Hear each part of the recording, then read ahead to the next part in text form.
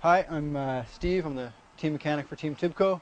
I've got Brooke's 595 Stars and Stripes race bike here. She raced it for the first time today, Tour California Women's Crit. Unfortunately, she got ran into, so she didn't finish the race on it, but here it is, full SRAM red Grupo. Nice lightweight, really precise shifting. We've got Ritchie WCS Logic 2 white bars, very nice looking, match the bike very well. Also the WCS stem. We go with the aluminum for the reliability, and basically the ride quality is still very good. Look 595 frame, one of the stiffest bikes in the peloton, still plenty comfortable. You know, getting to the end of the day, they're still sprinting their butts off. Wonderful bike. It's got the integrated seat mast. That basically brings down the weight a little bit and does help increase the stiffness. Additionally, you've got a slightly oversized bearing up here on the fork. Brooke's really throwing in the torsion. The bike's not really flexing very much underneath her. Another thing that really helps with the keeping the bike stiff, the head stinger 60s. We do 24 spokes front and rear. And when Brooke's coming down to the line, there's absolutely no flex going on up there. The wheels are shod with Challenge clinchers, Challenge tubular, sorry. We've got the Challenge Forte on the back. Very strong, very lightweight tubular, rides very well. Actually handmade, very well-made tires. Yeah, and beyond, we're running obviously the Keo pedals as well, and then the full SRAM drivetrain with Brooke's SRM, the Truvative GXP SRM, and a nice chain deflector on the inside to prevent the chains from dropping. So that's the overview of the bike. It also runs with Yokozuna cables and housing.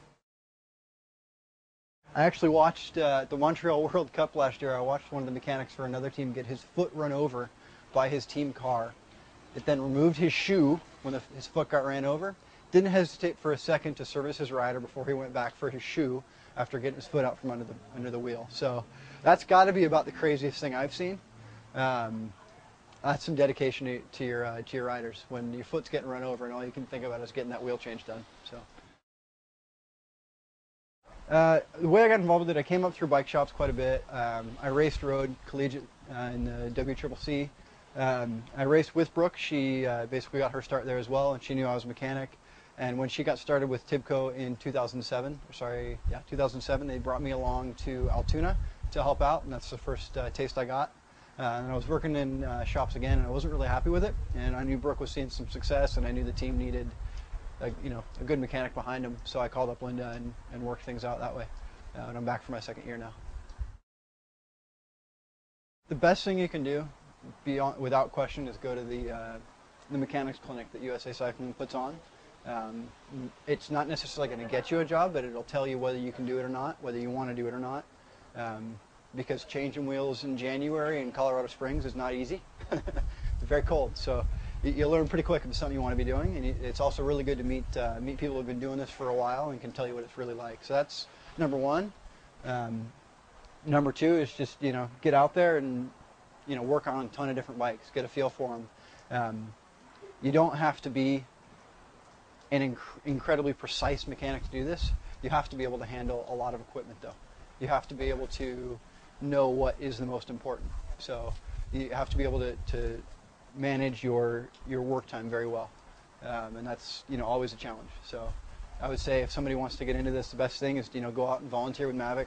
Go out and you can just go to your local crit and stand in the wheel pit and see if they need some help, see how things are done. So I would say that's the first step for sure. Favorite race by far is Philly, no question. Philly, I've been to Worlds, tell you what, Philly's cooler.